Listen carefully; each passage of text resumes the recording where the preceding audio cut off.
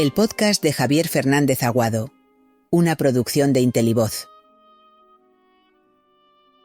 Eichmann versus Stalin.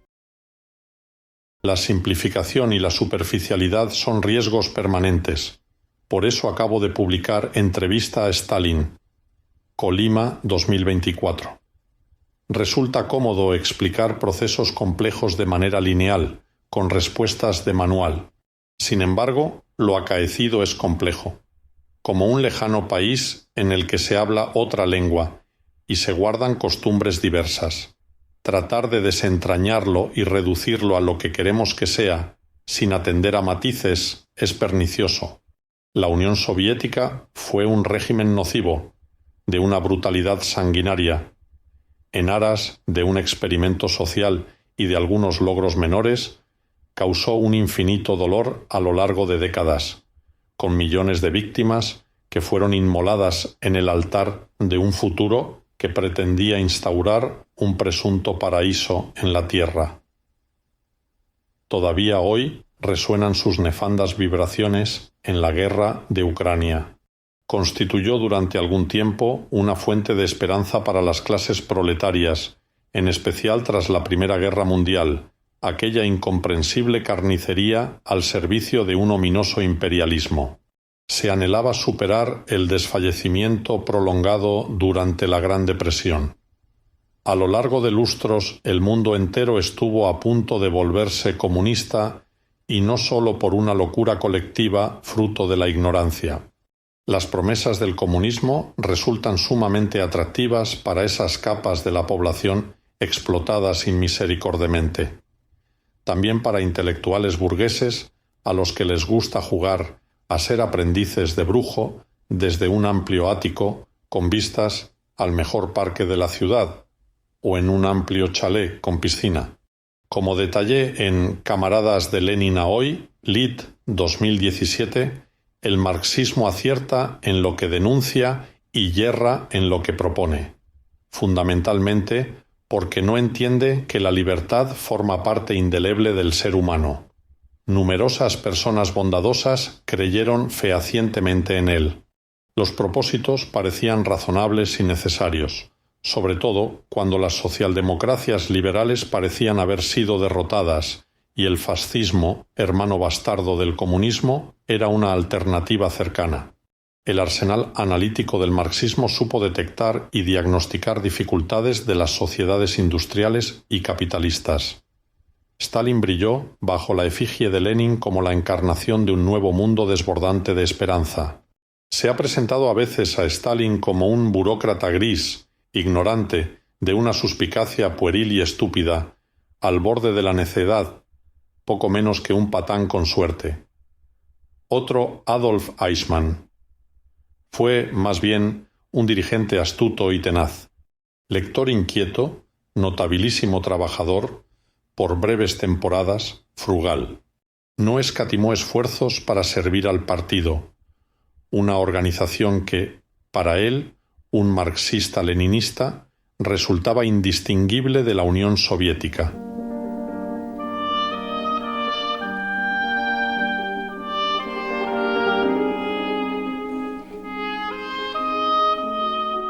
Vivió, según su forma de pensar, como un militante al servicio de la obra de Lenin, su admirado líder. Jamás alcanzó la brillantez intelectual de Bukharin y tampoco poseyó el carisma de Trotsky, pero había pasado más tiempo haciendo la revolución en los campos petroleros de Bakú o en las calles de Moscú que muchos de sus camaradas encerrados en bibliotecas o en los cafés de media Europa. Su agudeza natural, templada en las callejuelas de Gori o en los conflictos del movimiento obrero, la aprovechó tanto cuando era un revolucionario que atracaba bancos como al oficiar de estadista que se repartía el continente en una servilleta de papel. Stalin fue brutal y encantador. Podía mostrarse sentimental para al rato volverse despiadado. Desarrolló un retorcido sentido del humor propio de un matón de barrio. Sabía ser serio y solemne cuando era conveniente. Se guardaba sus opiniones para conocer cuáles eran las de los demás y detectar a posibles o imaginarios enemigos.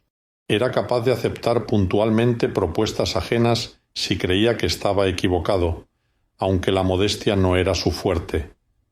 Odiaba a quienes lo desafiaban. Podía llegar a exhibirse como víctima, dimitiendo de sus cargos cuando surgía cualquier escollo. Esos rasgos complementaban su consistente incongruencia.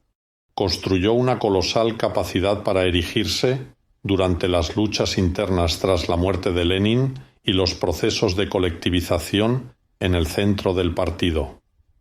Fue la figura que arbitraba entre corrientes ideológicas. Desató el terror y lo frenó a su conveniencia. Para él, sus fines justificaban cualquier medio. Stalin, extraordinario camaleón, podía aparentar ser pragmático e incluso tolerante. Podía disminuir las cuotas de requisa de grano durante la colectivización para no apretar más a los campesinos o llegar a acuerdos con la Iglesia ortodoxa en la Segunda Guerra Mundial. Sus valores siempre estaban al servicio de sus propósitos.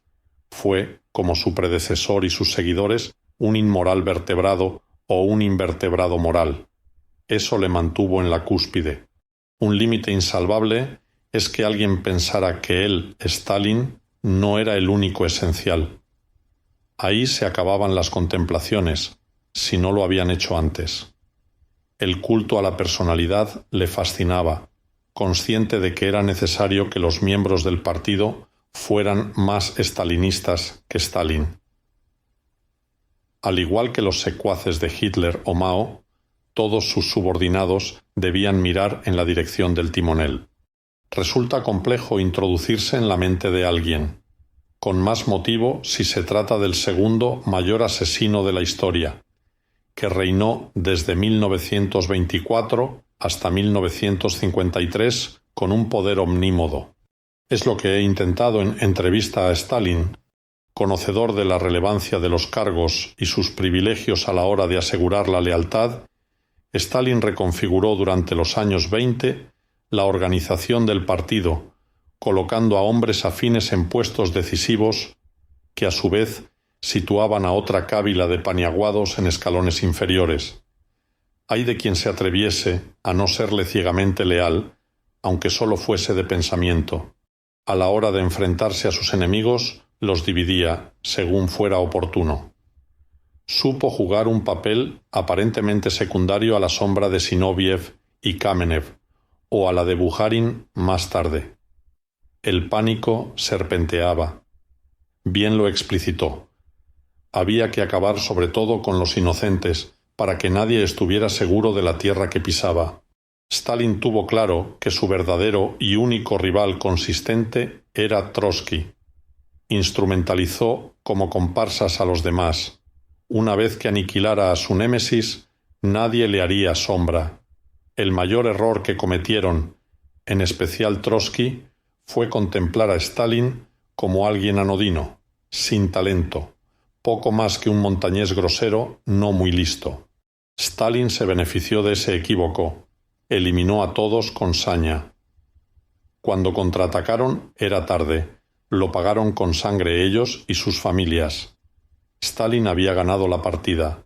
Su control del partido y de la URSS fue, gracias a unas estrategias tan burdas como sutiles, absoluto.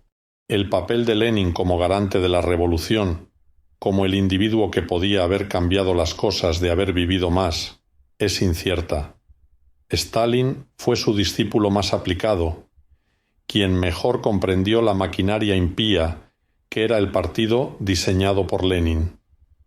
Con obsesión por el orden y la disciplina, bien plasmada en una estructura piramidal y en una checa que, al modo de espada y escudo del partido, era sanguinariamente despiadada. Mi entrevista a Stalin no es un interrogatorio fiscalizador a un criminal medio confeso y jamás arrepentido. Se trata de un intento de comprender las argumentaciones que justificaron su existencia a base de aniquilar a millones de inocentes. El podcast de Javier Fernández Aguado. una producción de Intelivoz.